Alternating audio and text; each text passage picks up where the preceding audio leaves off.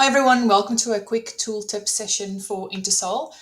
This is just a quick tooltip to show how to best set up your bookings if you're using the InterSoul booking system. So I'm just in my own InterSoul demo account and I'm just going to edit one of my existing services. So in here, I'm just using my monthly booking that I've got at the moment for people to book my webinar, but I can use that to set up, to just show what I've seen people are doing incorrectly. So what this means is that someone can only come and book on this date on a Friday for this time slot. Now, the issue that I want to talk to is what some of you guys are doing is, let's say you run multiple services, for the whole year, and you work, let's say, 5 days a week. Then what you've done is correct. You would put a start and an end date. That's maybe, whether it's for a year or 2 years, it doesn't matter. But you need to put, your date range in there. But now what I've seen you guys do, if you're working you're working 5 days a week and you are working from 9 a.m. to 7 p.m. And let's say you do one-on-one sessions, so then your capacity will be one. And that's all you guys are doing. But this is wrong, because what the system's going to do, the system's going to go, all right, yes, you're working. I'm going to have availability for the user to book a time on any of these days. But this is telling the system there is only one time slot. So if a seeker comes and book and they pick that time slot, the system's now going to go, okay, you're fully booked now.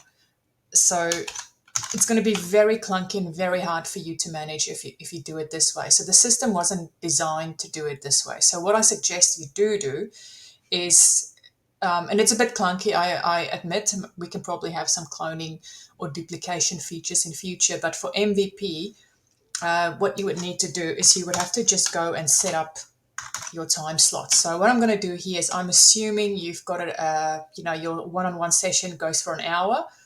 You can make it forever how long it goes, but then you would need to go and add all your time slots. So if it's the same for every day, then you just click all the days again. If it's different time slots on different days, then you would just have to go and, set it up like that.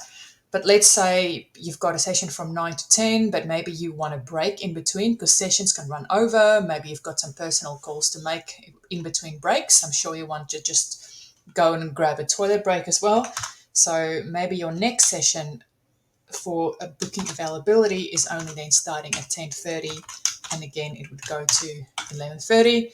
And again, I'm just assuming your capacity is one, and you would go and do that for all your time slots. At least you can do it for all the day. So maybe you want a lunch breaks. Maybe in here you want an hour break before your next session. Up to you.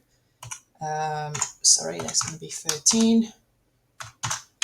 And so on. So you would just have to bring in all your time slots, make sure you've selected the correct days, and you only need to do it once. All right. So once you've done this, it's done. You can always come back and edit this. Let's say, for example, you aren't available on some days, or you're going on holiday or something like that.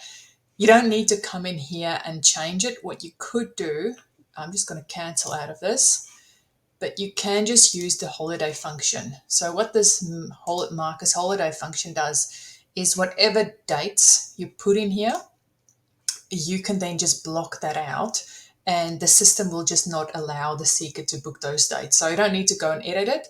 Unless something's changed, obviously, fundamentally in your book and your time, then you can go and change it. But this is more just kind of, you just block out time in your calendar. All right, I hope that helps you set up your booking system a lot.